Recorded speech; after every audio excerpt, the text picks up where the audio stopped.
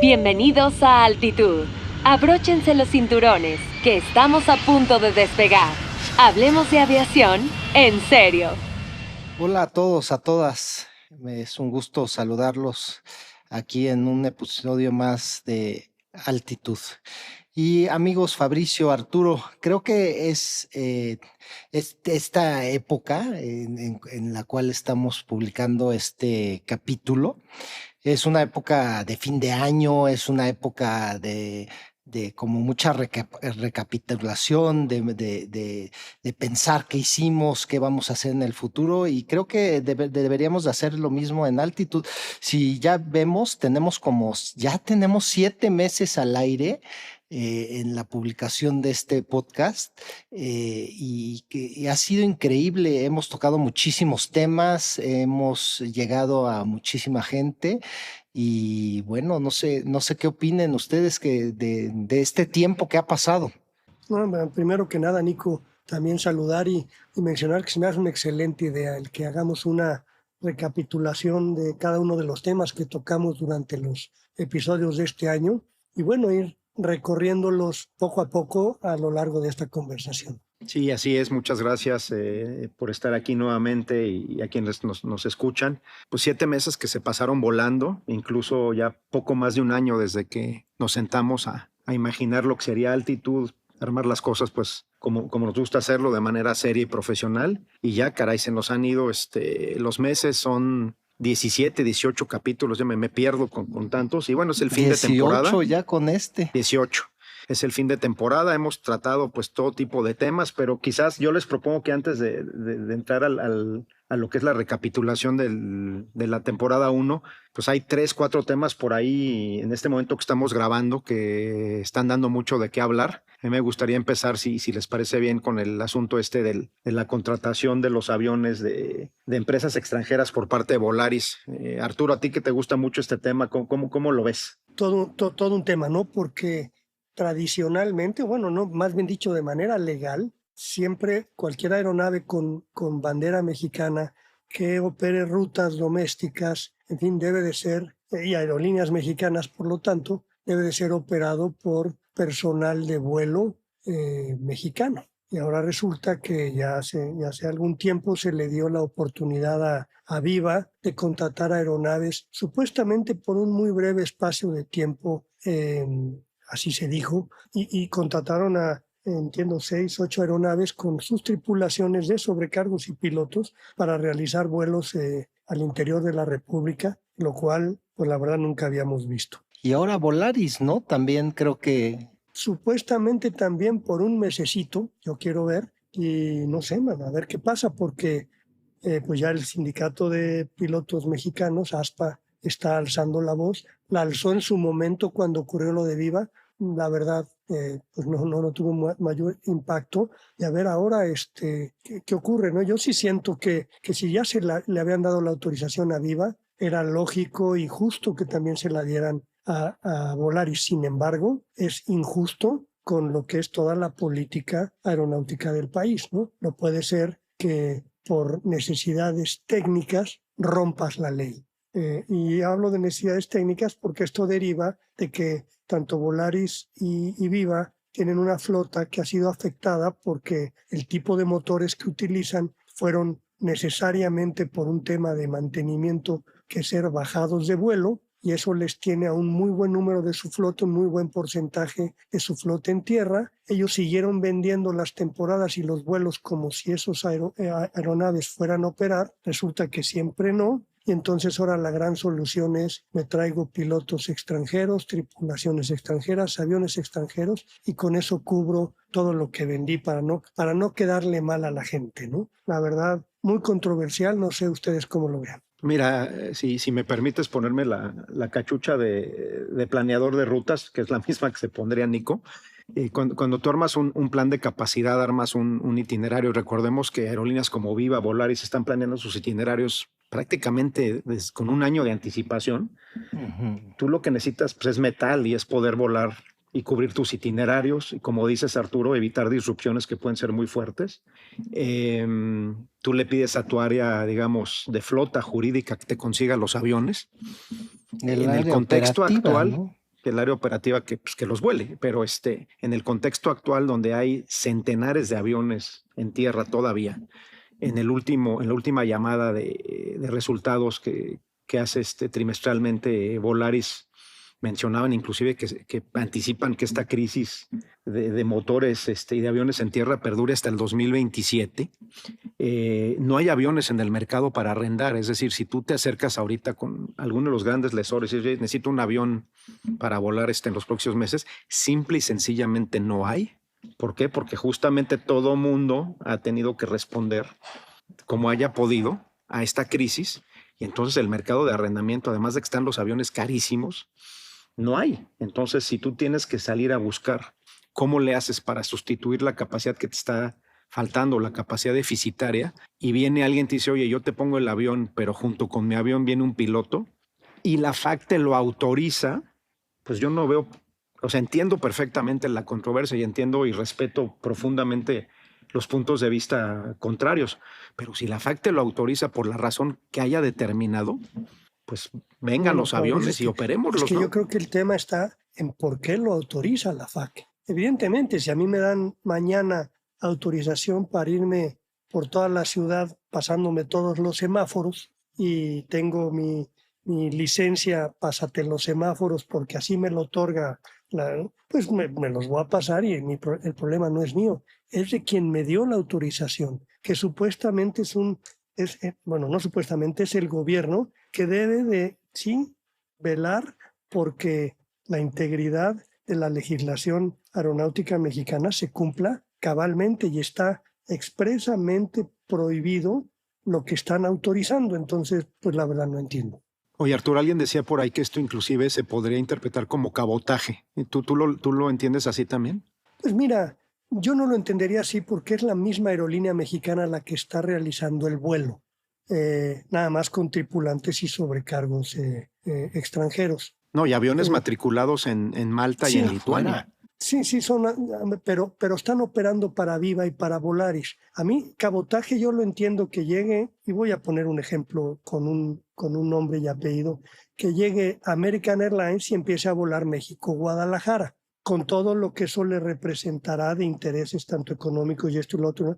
American Airlines. Aquí el interés económico y operativo es de Viva. Entonces, sí, alguien podría radicalmente decir es cabotaje. Yo no lo vería tanto por ese lado, ¿no? Yo lo veo por dónde están los pilotos de Viva y Volaris, los sobrecargos de Viva y Volaris, que ahora van a dejar de volar porque las aeronaves que están en tierra, que no pueden volar, van a ser operadas por extranjeros. Yo me voy más por ese lado, ¿no?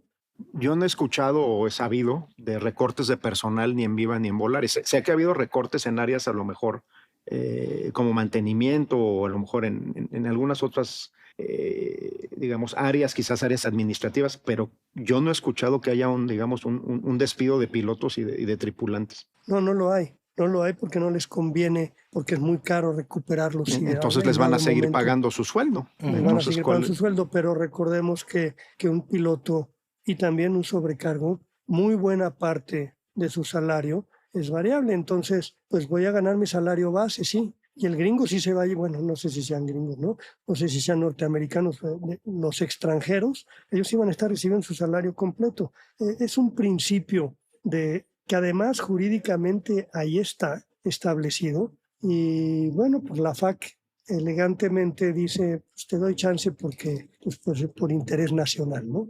Vamos a romper la ley por un y también el argumento, y hay otro argumento ahí, Arturo, no sé qué opines, pero también hay el argumento de que el crecimiento, si pudiéramos decir que esto es un crecimiento, y si lo mantuvieran más tiempo, se lo están dando a estas tripulaciones extranjeras con estos aviones extranjeros también, ¿no? Entonces también esto conllevaría a no contratar pilotos mexicanos. Es un argumento que se trae también ahí, ¿no? Yo quisiera ver que, y voy a exagerar de nuevo para darme a entender, que mañana en el metro de la Ciudad de México llegaran unos franceses a operar las unidades, porque lo que me digas, lo que me quieras inventar, no es posible que lo operen operadores mexicanos. La que se arma en el país. Pero pues en la aviación sí lo están permitiendo. La verdad yo no lo entiendo, ¿no? Oye, Arturo, a mí me gustaría aquí traer a colación dos puntos muy rápido. Primero, claramente es un tema que tiene muchísimas aristas, es un tema hipersensible. Recuerdo hace muchos años, no sé, creo que a ti te tocó también estando nosotros en Mexicana, que trajimos un DC-8 carguero de Southern Air Transport y era una operación, si no mal recuerdo, que tocaba a México, Guadalajara, Miami, Centroamérica, y se tuvo que cancelar porque justamente se utilizó la figura de wet lease. Se interpretó, si no mal recuerdo, no es mi área de expertise, ni me falla un poco la memoria porque fue hace muchísimos años, pero me parece que se interpretó al pie de la letra que era un permiso temporal y a los pocos meses se tuvo que regresar el carguero con todo y su tripulación. Sí, y en aquella época, y lo recuerdo perfectamente, se tenía un sindicato ASPA muy fuerte porque era el que concentraba a Mexicana, la entonces Mexicana y Aeroméxico. Y si ASPA paraba la aviación del país. Ahora ya no es así. Y esa falta de fortaleza, vamos a decirlo así, sindical, pues no les da la palanca, la manivela como para ejercer la presión política suficiente y evitar este tipo de cuestiones que, en mi punto de vista, siguen siendo a todas luces ilegales, ¿no? Pues qué interesante. Oye, quizás eso nos permita transicionar al tema que nos platicó Nico en el podcast antepasado, que fue este tema inesperado de una huelga de pilotos en LATAM, en Chile.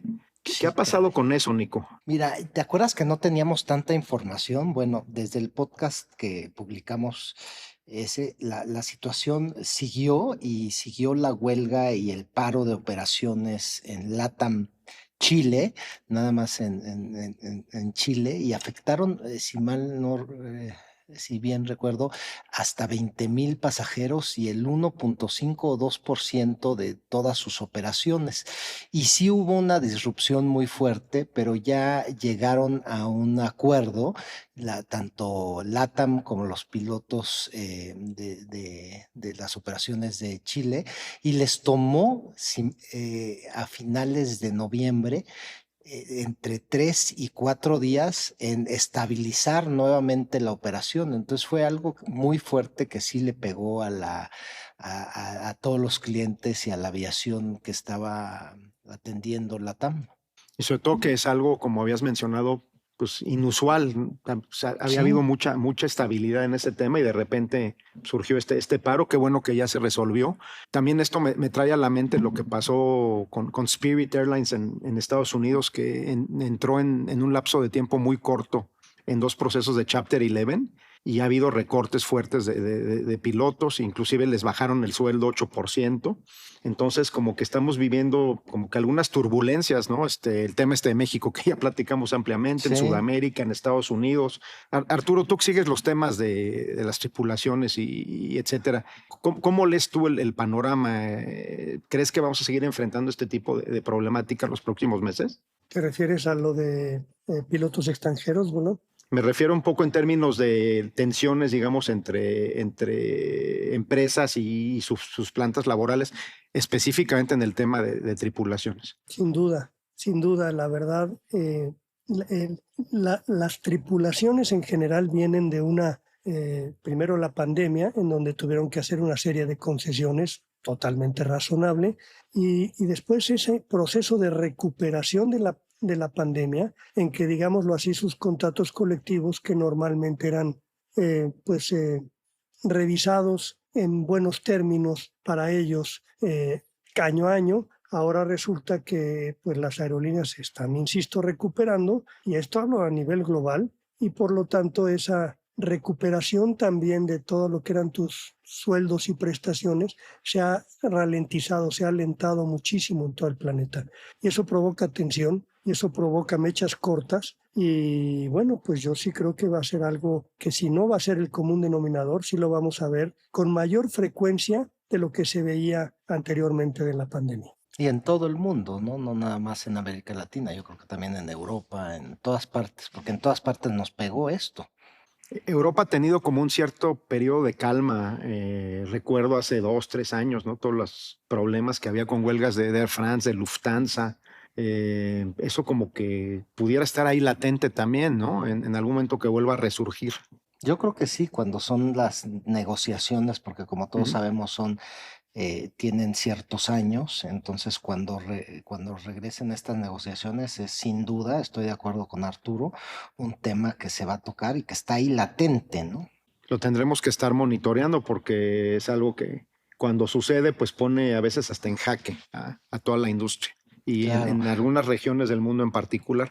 Y eso quizás nos lleve al tema de Abra, porque yo lo que pienso es con esta integración de Sky, más lo que ya se tenía de Avianca, Gol, Wamos, ¿en qué momento empiezan si no los sindicatos, o los gremios, las propias plantas de pilotos a platicar entre ellos, a comparar sus condiciones laborales? A lo mejor unas tienen ventajas sobre otros y entonces unos dicen, oye, ¿y por qué en Colombia tienen esto y en Brasil no? Eso es algo que recuerdo sucedía cuando Mexicana era parte de Star Alliance y supongo lo mismo Nico, Arturo, con Aeroméxico entró SkyTeam, que bueno, hay Sí. comunicación entre grupos y a veces eso es buenísimo en términos de mejores prácticas y elevar estándares y transferencia de conocimientos, pero también a la par, pues a lo mejor genera a lo mejor ciertas tensiones porque empiezan a comparar lo que tienen unos y otros y a veces vuelan el mismo avión, pero tienen condiciones muy diferentes, ¿no? Sí, como comentas, en SkyTeam tienen hasta un grupo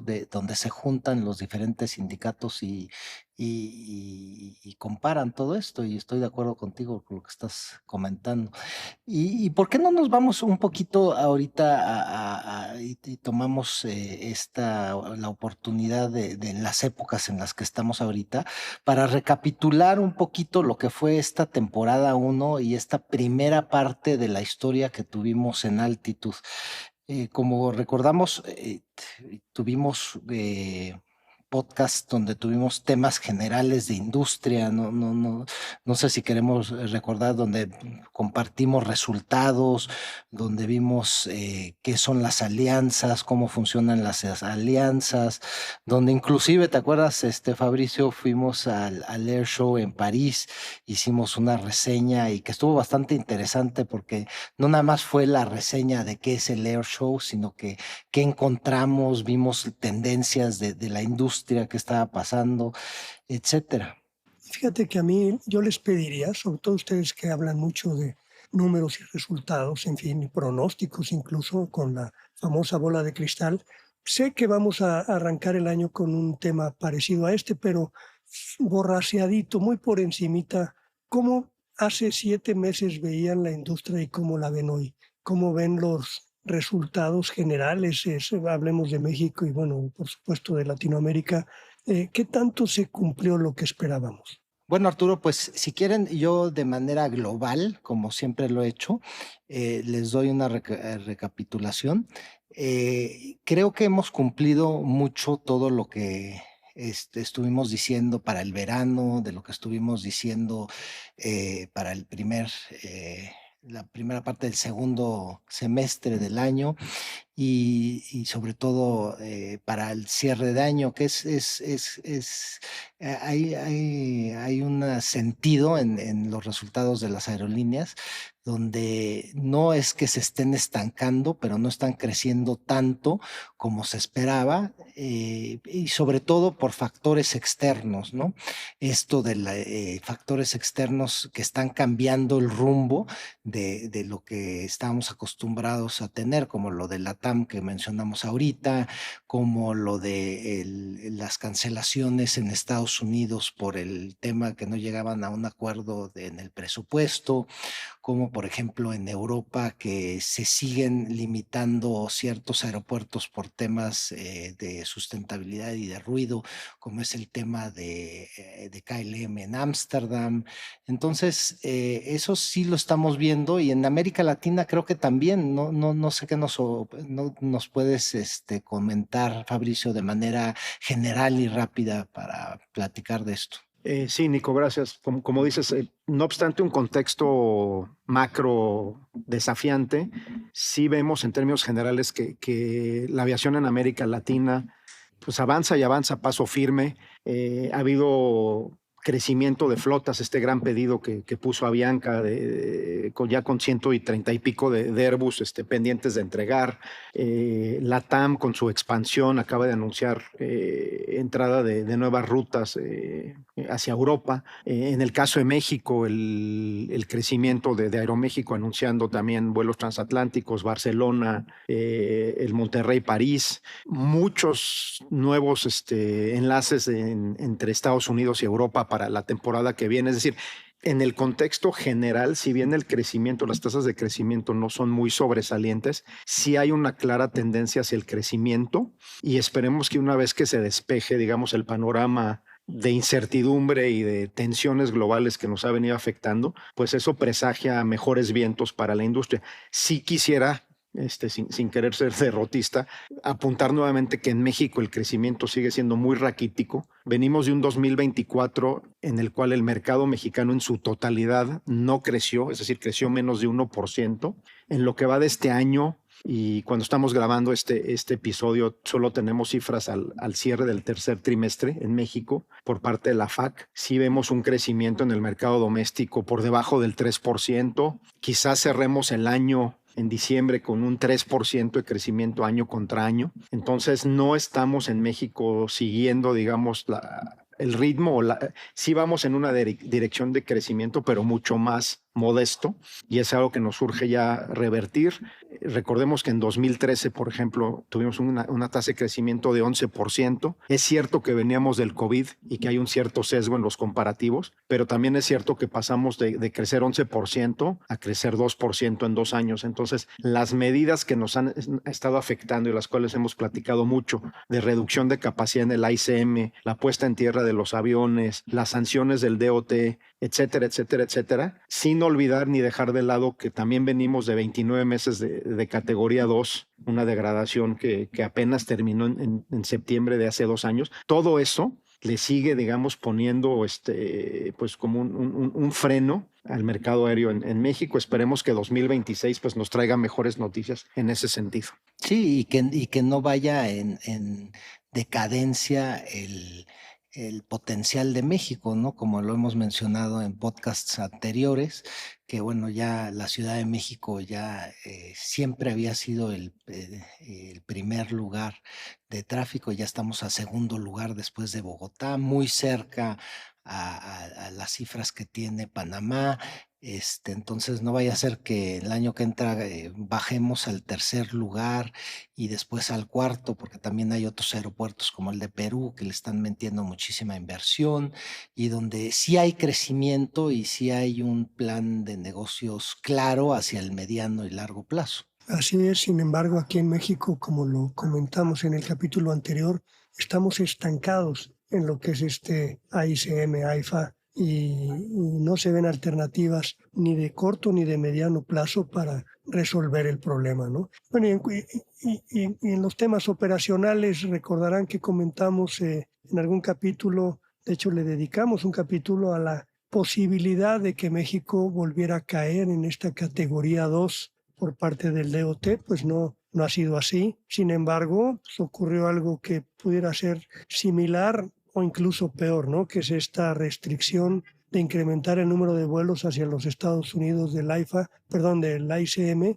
y de prohibir cualquier operación hacia los Estados Unidos de parte a partir del AIFA. Y el tema de carga, ¿no? Tanto carga en general y carga en panzas que difícilmente tendrá un impacto leve, ¿no? Yo sí creo que si eso se materializa, dicen que siguen negociando, dicen que siguen platicando, va a ser algo, la verdad, de un muy altísimo impacto. Tuvimos también un capítulo de fatiga y salud mental de tripulaciones que principalmente se basó en lo que se veía venir del Air India, del accidente del Air India. La verdad, pues no podemos aportar todavía mucho en ese tema porque no ha habido más que el dictamen preliminar, que fue muy escueto y que sí da pie a que pudo haber sido motivado por un tema de salud mental de alguno de los tripulantes, pero no lo define como tal, y como lo hemos dicho aquí, no especulamos y por lo tanto no podemos todavía ni confirmar ni negar nada. contingencias mayores como el 9/11, el 9/11, las Torres Gemelas, que afortunadamente en el mundo como tales, actos terroristas en la aviación no han existido. Así ha sido un año limpio como lo han sido las últimas ya décadas, ¿no? Y la parte de las disrupciones también platicamos, Arturo, y las disrupciones que hubieron en Europa, en el aeropuerto de Bruselas, en Sí, el cierto. aeropuerto de Berlín, Y y que que yo recientemente hubo creo, otro caso, ¿verdad? sí, Hace poco. y que hubo y siguen habiendo casos de drones que siguen viendo que afectando a las operaciones. No bien Sí, recuerdo qué sí, sí, aeropuerto sí. fue, pero este sigue siendo latente y mientras no se arregle de fondo el tema entre Rusia y Ucrania y toda esta gran contingencia que hay, yo creo que va a seguir siendo latente y ojalá que no, pero igual íbamos a seguir viendo temas que vimos este año y para las cuales la industria aérea en esa parte del mundo se tiene que seguir preparando y tiene que ver cómo afrontarlas para pegarle al cliente lo menos posible. Y Oigan, y justamente yo, tuvimos un capítulo sobre el Customer Journey, ¿se acuerdan? Y sí, Ay, que sí, claro. también, claro. ahora sí que esencial del Customer Journey, pues a veces se sale del control de las propias aerolíneas y de los aeropuertos. O sea, son factores exógenos que le pegan a toda la cadena de servicio y que por más que la tengas al centavo, estas disrupciones pues te echan todo por la borda. Sí, pero yo creo que también ahí, Fabricio, parte del Customer Journey es cómo afrontas y cómo vuelves a establecer la operación y cómo le cumples al cliente lo prometido y cómo tratas estas grandes disrupciones, ¿no? Y yo creo que es algo que vamos a ver cada vez más, que parte del Customer Journey es manejar las disrupciones operacionales siempre pensando hacia el cliente y cómo afectarlo lo menos posible, ¿no? Que es al final del día para lo que estamos los de la aviación. Y no dudes que así Y será. sin duda ahí la tecnología juega un papel sobresaliente, ¿no, Arturo? Sí, sí, sí, no duden que así será. Yo creo que se van a tener muchas lecciones aprendidas de este evento.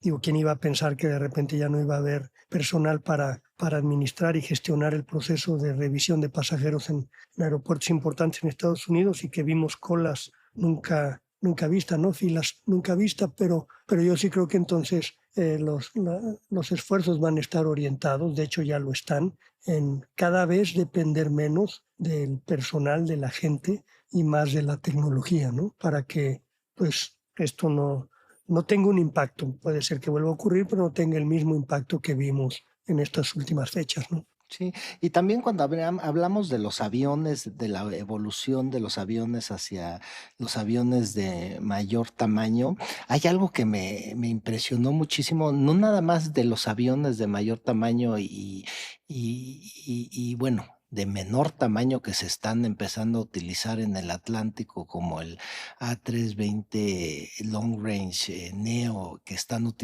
utilizando Iberia, que comentamos y así, pero también cómo entre familias de aviones están cambiando. Hay algo que me impresionó muchísimo, que cómo también se está diversificando las aerolíneas en el tipo de aeronaves que tienen. Y voy en concreto a Air Europa, ahí hace un par de semanas anunció que dio un pedido grande de A350 y cómo está viendo hacia A350 cuando es una aerolínea que nada más siempre ha utilizado Boeing, ¿no? Eso preocupa porque pareciera ser, y por favor, subrayo el pareciera, que la batalla global se la está llevando Airbus Airbus.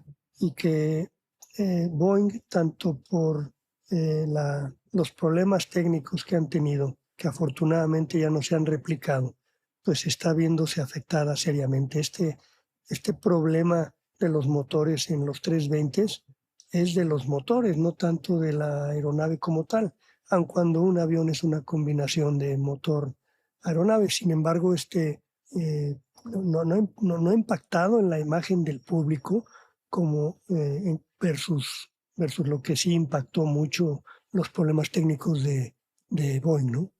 Sí, ¿no? Te refieres También, al Max 8 y al Max 9 en sí, concreto, ¿no? Sí. Y bueno, también está el tema, Nico, Arturo, de Boeing, que el Max 10 lleva un buen rato tratando de certificar si no lo han logrado. ¿Y qué decir del 777X, con el famoso avión con las alas, en la punta de las alas plegadiza, que tiene varios pedidos y que tiene muy, muy molestos a aerolíneas como Emirates, por ejemplo, que han puesto en tela de juicio la credibilidad y la reputación de Boeing, porque se han extendido, pero años y años en poder aterrizar esta nueva aeronave. sí, también en Europa, como lo que comentaba de Air Europa, que bueno, ya está haciendo ese shift hacia el 350. También si ves los pedidos de KLM, pues antes se basaba prácticamente en Boeing y tenía su icónico 747, que era el Queen of the Skies y todo. Y ahora ya también empezaron a hacer pedidos del 350. Entonces yo creo que también todos los problemas que se han causado, como decías Arturo, está haciendo un shift un poquito más hacia Airbus. Y hablando de Boeing y del Queen of the Skies, pues para mí uno de los capítulos más memorables y por lo menos de los que más me Sí, gran emocionaron fue el de capítulo. la evolución de los aviones de cabina ancha, en el que le dedicamos pues por más de la mitad al 747. Y qué paradoja, ¿no? Hablar de los problemas que tiene hoy Boeing pues hasta de cierta pérdida de confianza por parte de los operadores, cuando hace 50 y pico de años pues era el referente y nadie ni siquiera le pisaba los talones a Boeing. Y bueno, esa evolución de aviones de cabina ancha pues inicia con el 747, evidentemente. Fíjate que en el 747 estaba yo escuchando de nuevo ese capítulo el otro día y me dio la misma nostalgia que me dio cuando lo hicimos, porque para mí sí sigue siendo el avión de los aviones. Sí, ¿no? Y bueno, Totalmente.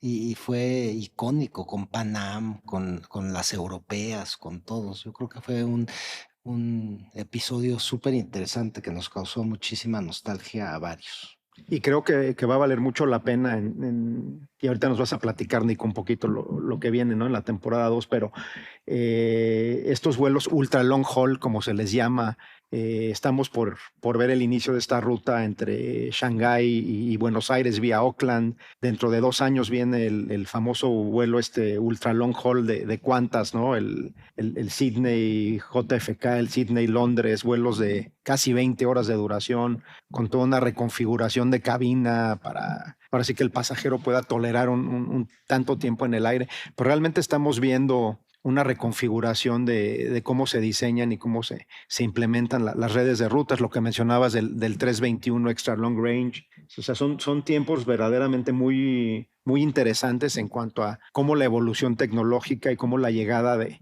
estos nuevos aviones con capacidades pues nunca antes vistas van a permitir justamente un nuevo mapa de rutas, por así decirlo. Sí, un nuevo capítulo también en la aviación, ¿no? Porque está, bueno, primero la duración y luego cómo vamos a resolver, lo mencionábamos alguna vez, cómo vamos a resolver el que puedas estar encerrado en una aeronave por casi 20 horas e incluso más si esto sigue evolucionando, ¿no?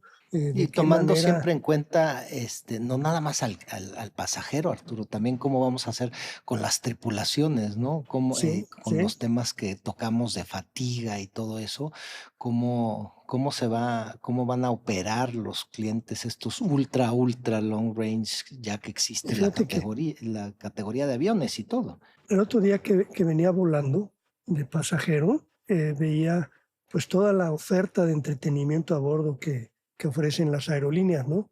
Y la verdad empieza a ser insuficiente, ¿eh? Porque yo veía el catálogo, por ejemplo, de películas que eran cientos de películas, pero que es el mismo catálogo que tengo en mi casa ahora con el streaming.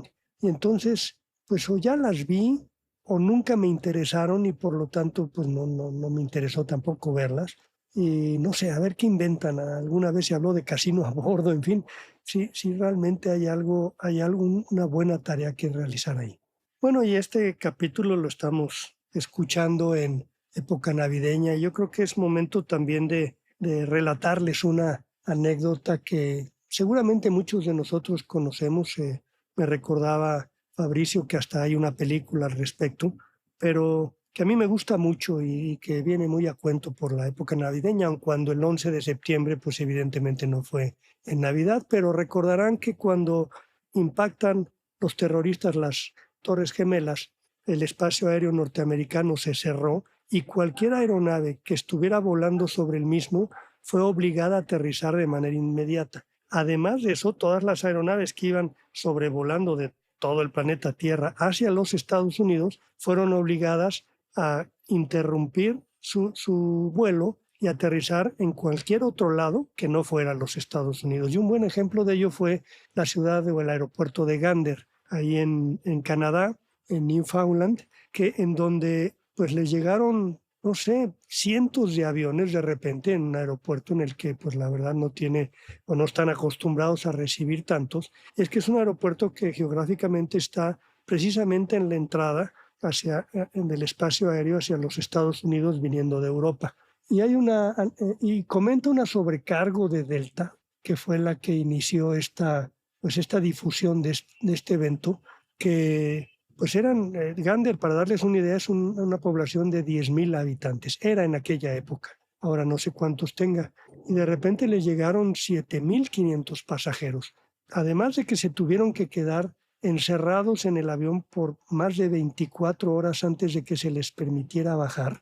Cuando ya por fin se les permitió bajar, pues no había hoteles suficientes, no había infraestructura, no había comida, no habían para darle soporte como una aerolínea le debe de dar a un pasajero en estas circunstancias. Y entonces el pueblo completo y pueblos aledaños ya tenían montada, en estas 24 horas montaron una operación digna de protección civil, transformaron escuelas en dormitorios, iglesias con colchonetas, vecinos, casas ofreciendo regaderas. La gente había estado, pues lo que hubiera durado su vuelo, más las 24 horas que no los dejaban bajar, ropa, comida casera, incluso las farmacias surtiendo medicinas sin cobrar, voluntarios organizando tours por el pueblo, fiestas, que la guitarrita, que la fogata, en fin, para que la gente tampoco se quedara pasmada, pegada al televisor, que era lo que pues había en la tele, ¿no?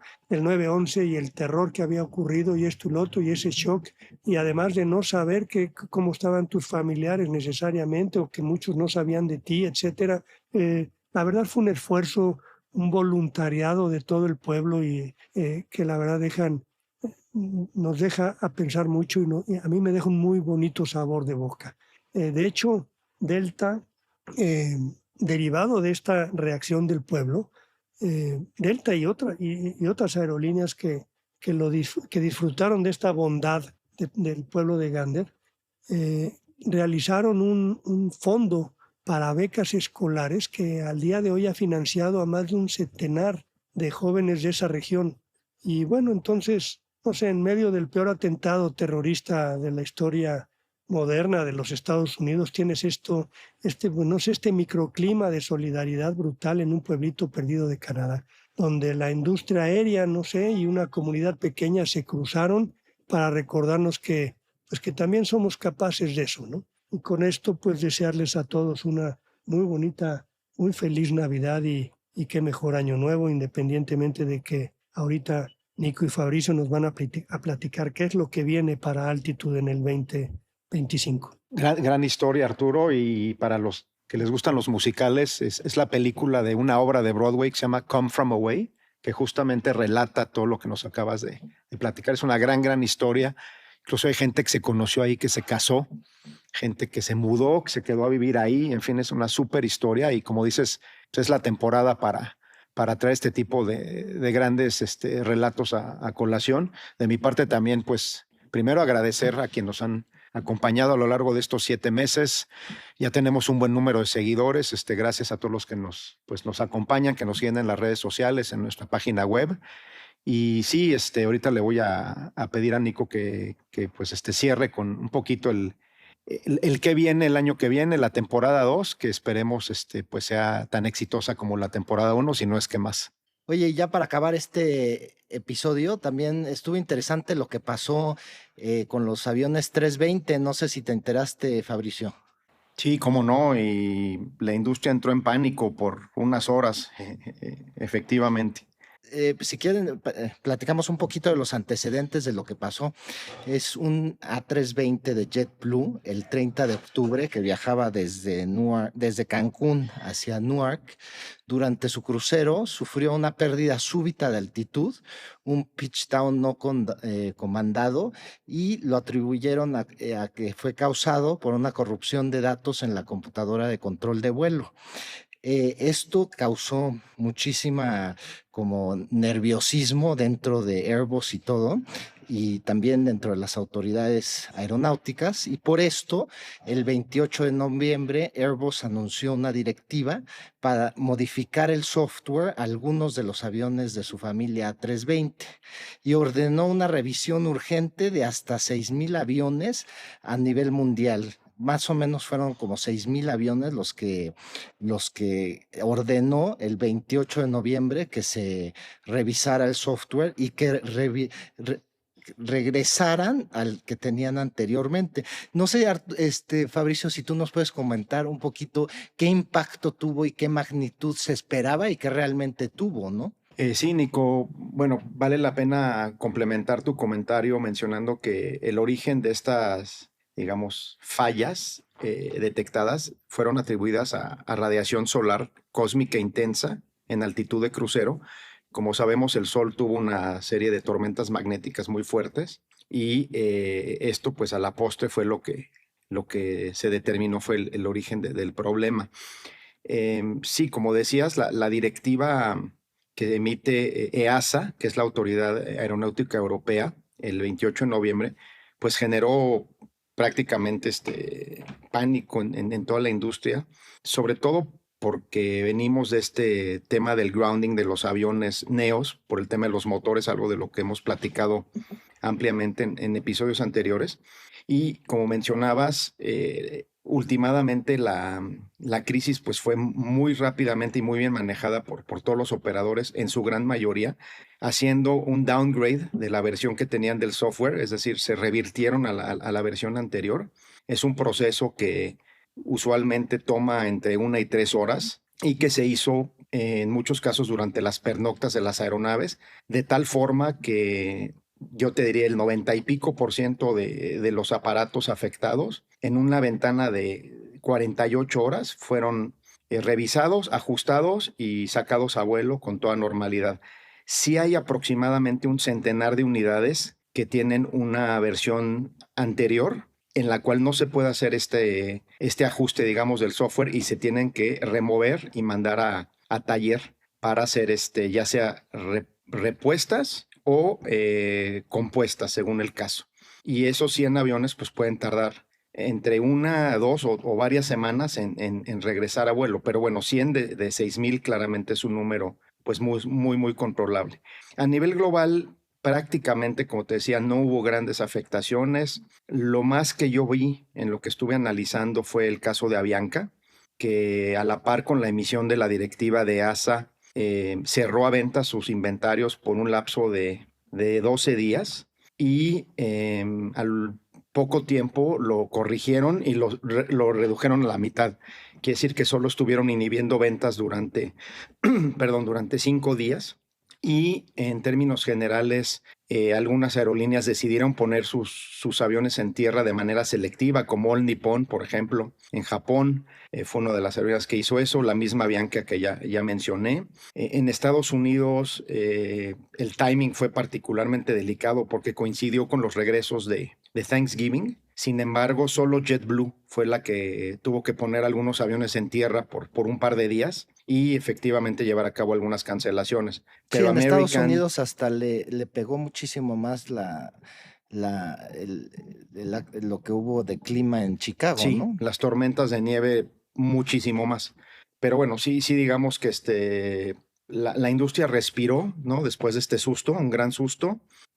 Vale la pena resaltar pues el enorme profesionalismo y capacidad de respuesta de todos los operadores que se pusieron las pilas de inmediato y atenuaron significativamente lo que pudo haber sido, de otra manera, pues una gran crisis.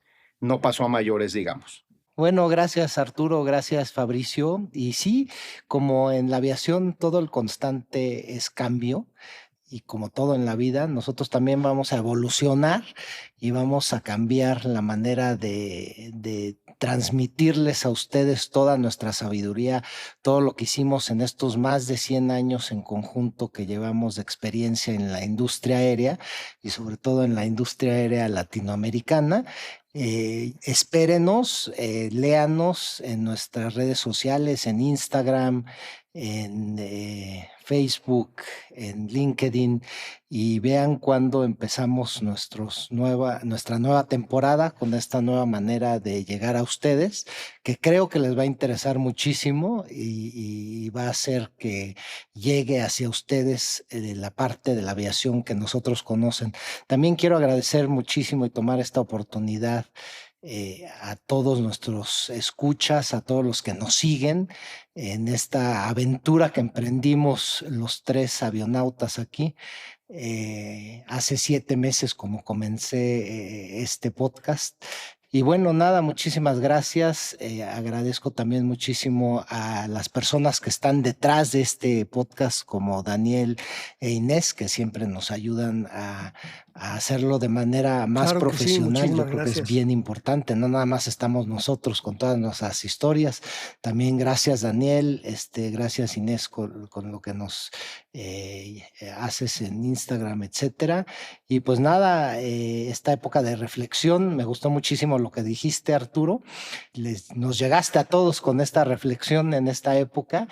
Y bueno, nada, muchísimas felicidades a todos. Pásenla bien con sus seres queridos y espérenos en la siguiente etapa que vamos a tener, en los siguientes capítulos, en la siguiente temporada, que creo que les va a gustar muchísimo. Síganos y sobre todo, 1000 gracias a todos.